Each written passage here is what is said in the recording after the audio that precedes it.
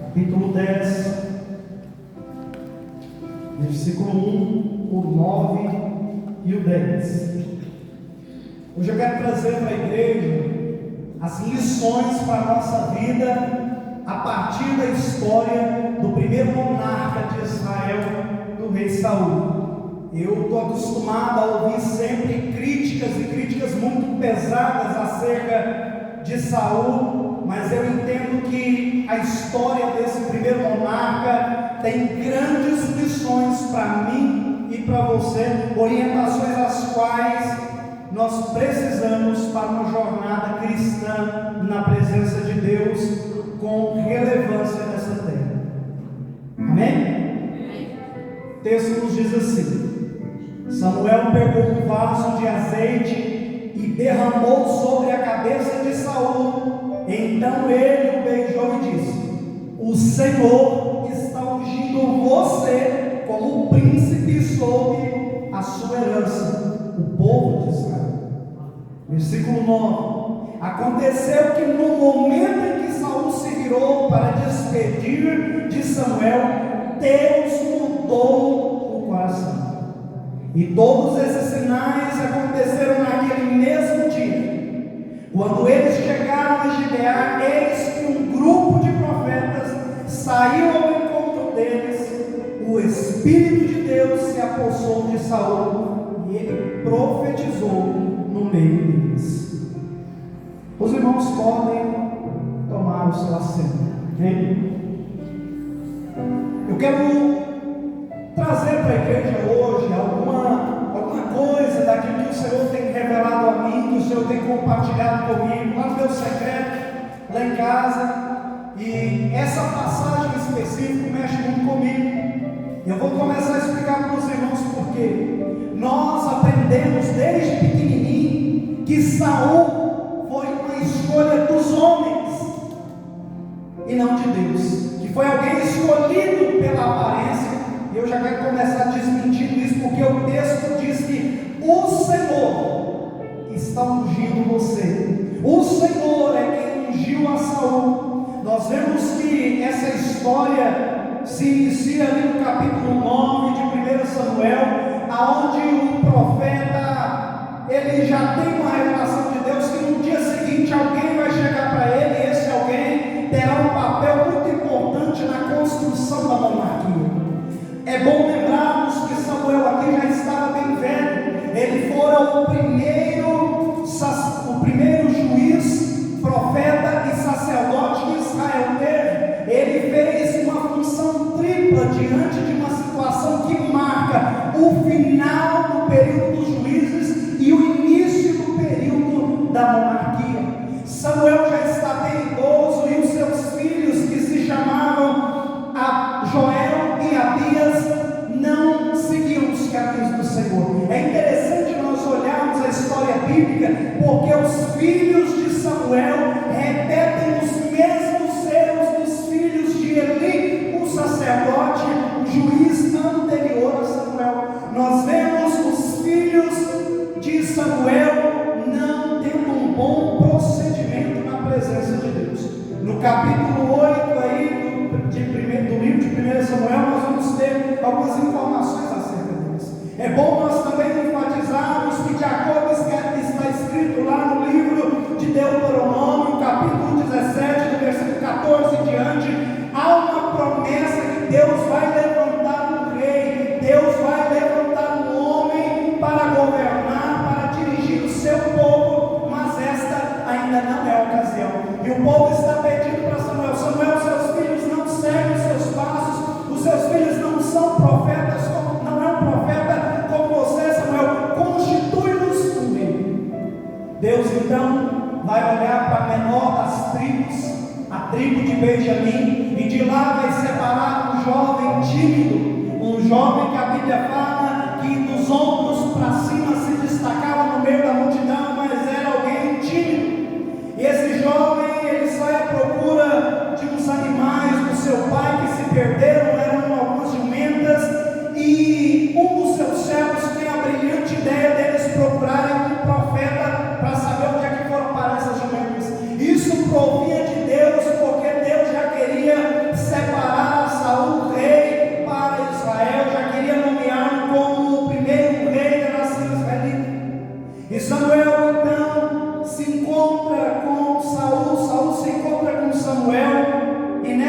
ocasião, não há uma primeira pergunta, há na verdade um chamado. Samuel convida Saul e os seus para irem para sua casa, para lhe fazer uma refeição, e durante aquela estadia, Samuel começa a revelar para aquele jovem quem ele seria. Isso para Saul, meus irmãos, era algo impressionante, porque alguém que era da menor das tribos, alguém que não era conhecido, era um desconhecido, é escolhido por Deus e é ungido por Deus, e você pode acompanhar essa história aí no capítulo 10. Saul é ungido então com óleo da unção, e aqui eu já quero começar destacando algumas coisas. A unção, irmãos, ela não é dada por homem algum nessa terra, a unção ela é dada por Deus. Unção, irmãos, é Deus que promove na minha e na sua vida, não é homem algum que pode otorgar isso a nós, vem do próprio Deus. A unção de homens não nos adianta. Do que me adianta a mim e a você termos o reconhecimento do prefeito da cidade, temos a faixa aqui no peito dizendo assim, ó, cidadão ipamerino? De que nos adianta ter o reconhecimento do presidente da República, Luiz Inácio Lula da Silva, com a medalha de condecoração como o cidadão mais íntegro do país? De que isso nos adianta quando chegarmos no reino dos céus e Jesus virá para nós e falar assim, olha, eu não te conheço. Eu acho interessante porque a missionária Maria Helena esteve aqui e falou em um culto passado que teve, uma quinta-feira, que a coisa mais difícil, a palavra, a sentença mais difícil, que no último dia muitos homens e mulheres ouvirão ao chegarem diante do grande tribunal do Cordeiro, será ouvida a boca do Senhor Jesus: eu nunca te conheci, eu não te conheço. Então, condecorações humanas não significam nada, mas a unção que vem de Deus promove mudança nas nossas vidas. Nós temos aí no versículo 9, e é o texto que está dizendo, não sou eu que estou inventando, que Saul se despede de Samuel, e quando ele se vira, Deus muda o coração de Saul. Saul então passa por um processo de transformação. É o texto que diz, ó, Deus mudou o coração. E nessa mudança de coração, algo sobrenatural acontece, porque para cumprir a missão e chamado de Deus na minha e na sua vida, o chamado que Deus tem para os homens, que a pastora Daniela mencionou, é necessário a unção do alto, mas é necessário a transformação para nós cumprirmos essa missão. Não pense você que a unção basta, se o coração não for transformado, se o coração não for regenerado, se não houver uma mudança interior no nosso posicionamento. Falar bonito, muitos falam, apresentar uma certa eloquência, uma certa estrutura na fala, qualquer um que estudar muito bem pode, você sabe que isso é possível. Se você pegar os políticos, nós estamos em um ano político, pega um político aí, tem alguns deles nem isso regam nos seus discursos, eles falam 1000 vezes melhor do que eu, melhor do que qualquer um de nós. Mas o que identifica eles como alguém com integridade, irmãos, não é a sua eloquência, mas é a sua transformação. Um homem, uma mulher de Deus é marcado não pelo grau da sua unção, mas pelo grau da sua transformação, que gera nele submissão a Cristo. Saul começa muito bem, ele é chamado por Deus, ele é transformado por Deus, ele tem uma experiência, irmão, da qual pouquíssimas pessoas têm na antiga aliança.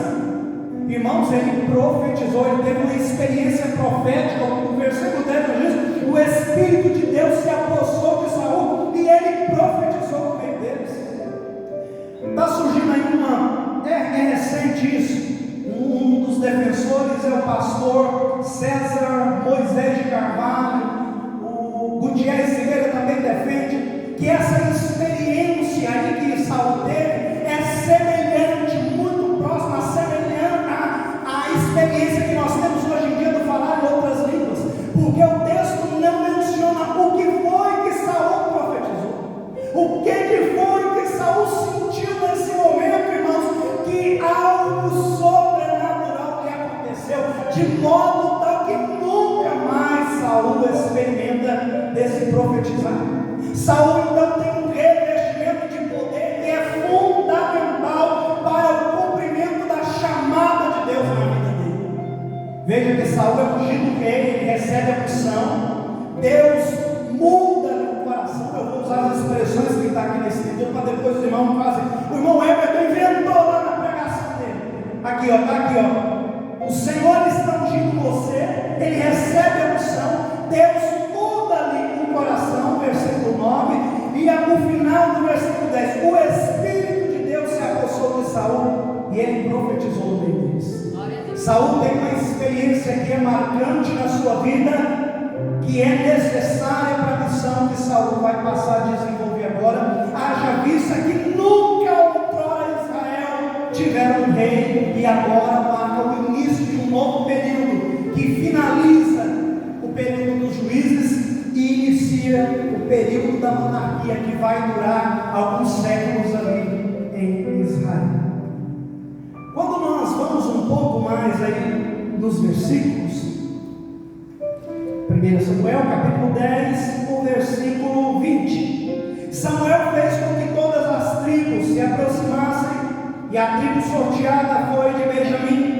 Pelas suas famílias foi indicada a família de Matri, e da família de Matri foi indicado Saul, filho de Quis. Quando o procuraram, não puderam encontrá-lo. Então perguntaram ao Senhor se aquele homem já havia chegado ali. O Senhor respondeu: e ele está aí, escondido entre a bagagem. Saul recebe, irmãos, a unção de rei, recebe uma mudança do coração. O texto fala, Saul tem uma experiência profética, ele profetiza, mas Saul ainda não acredita na sua chamada. Saul ainda tem dúvidas com relação àquilo que o Senhor falara para ele quando outrora tiveram um encontro com Samuel. Quantas vezes eu e você sabemos do nosso chamado, mas estamos escondidos entre a bagagem, estamos no isolamento dizendo assim: não, mas afinal de contas Deus falou, mas assim, eu não vejo muita condição de ser eu não. Quantas das vezes alguns de nós se esconde entre a bagagem porque falando assim: ah, não, mas o Everton, minha família é a menor da cidade, é a mais pequena da igreja, o meu pai não é presbítero, não é apóstolo na igreja, ah, o Everton, minha família não canta na igreja, não faz nada na igreja, e você está me falando que Deus está me chamando? Tem algo errado. E veja que eles vão perguntar a Deus aonde está Saul, e não é Samuel quem fala, é o próprio Senhor que lhes responde dizendo: ele está aí escondido entre a bagagem. O versículo 23 diz: então correram e o tiraram de lá. Eu acho que já está mais do que na hora, irmãos, de nós nos posicionarmos. Já é chegada a hora de parar com essa história de que para eu manifestar algum dom, se o pastor não estiver manifestando, eu não posso manifestar. Nós temos que parar com essa dependência do outro infernal que muitos vivem, de falar assim: ah, Weber, mas eu nem estou assim tão bem, como é que eu vou? A presença de Deus eu até sinto ela, mas eu não estou cá, porque ninguém na igreja está sentindo.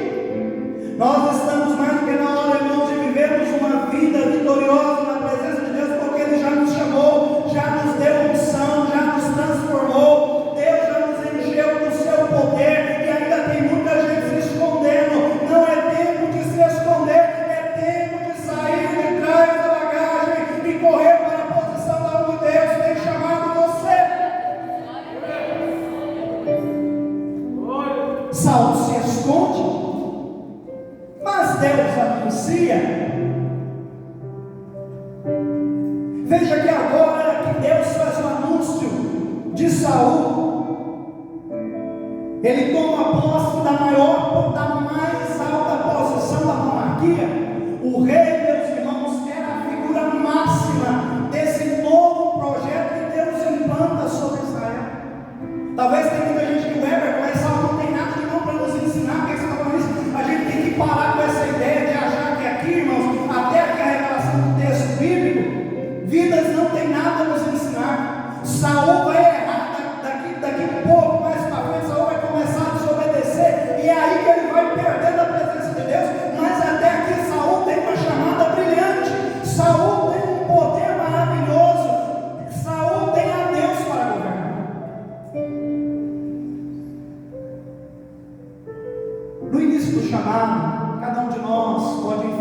algumas coisas que não é diferente do que Saul enfrentou.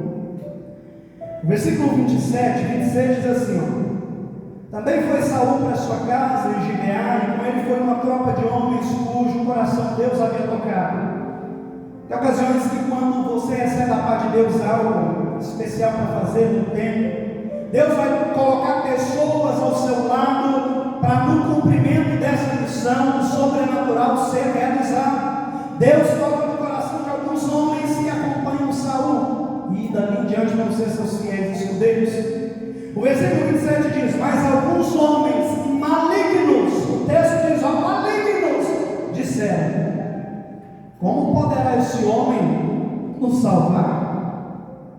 E o desprezaram e não lhe trouxeram presentes, mas Saul se fez de surdo.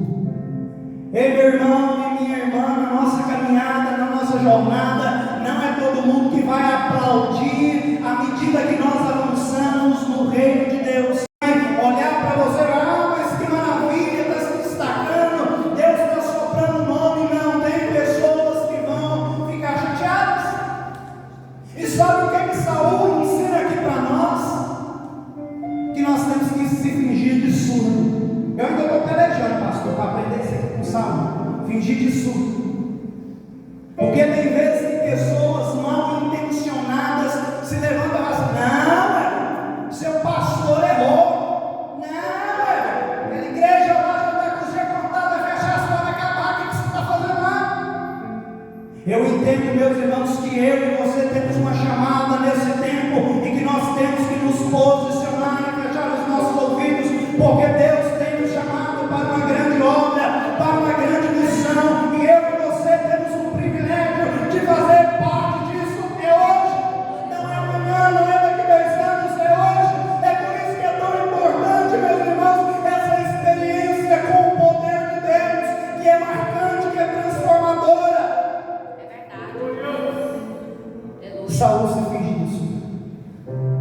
E no início do seu ministério como monarca, Saul é uma bênção. O versículo de número 6 do capítulo 11 vai dizer, olha assim, versículo 5: eis que Saul voltava do campo atrás dos bois e perguntou: que tem o povo? Por que ele está chorando? Então lhe contaram que os homens de Jabes haviam relatado.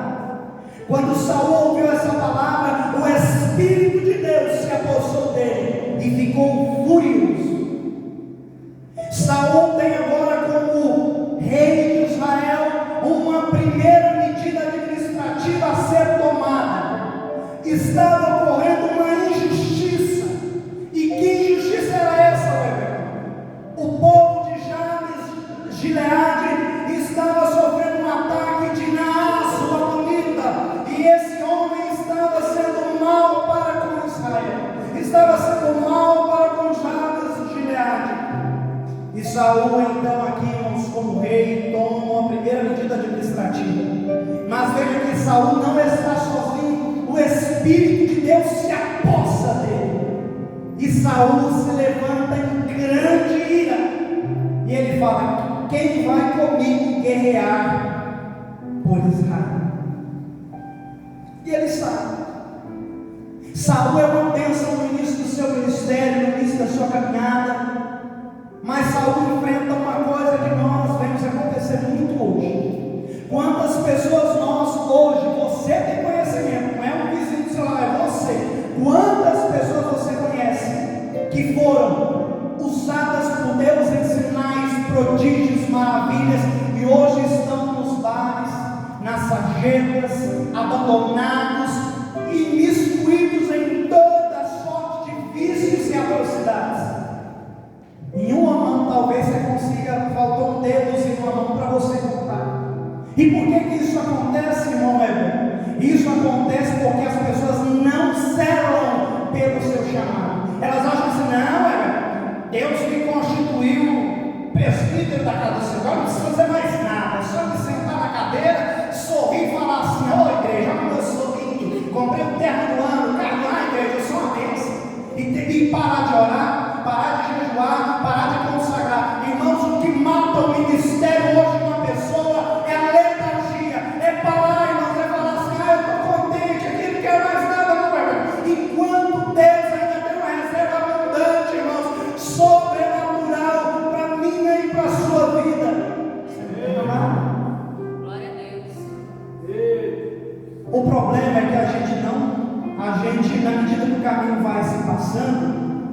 Se Saul se faz de surdo para com os homens e segue na sua caminhada dando ouvidos apenas a Deus, Saul teria sido o maior rei que Israel pudesse ter. Mas Saul não segue aquela sua primeira atitude de fingir-se de surdo diante das situações adversas. E Saul começa uma jornada agora de declínio. Se esse é o ápice de Saul no capítulo 11, no capítulo 13, Saul começa a entrar em declínio. E Saul começa a entrar em declínio por quê, irmão? Veja comigo o que o texto diz. 1 Samuel capítulo 13, versículo 8. Saul esperou 7 dias, segundo o prazo determinado por Samuel. Mas como Samuel não vinha a Gilgal, o povo foi se espalhando dali. Então Saul disse: tragam-me aqui o holocausto e as ofertas pacíficas. E ofereceu o holocausto. Tem coisas, irmãos, que eu e vocês somos chamados, que não é da nossa ossada resolver. Vou trazer isso para mais próximo da igreja. Por exemplo, tem coisas que é da ossada do pastor fazer. Eu passar na frente, irmãos, é um problema. Tem problemas, tem ações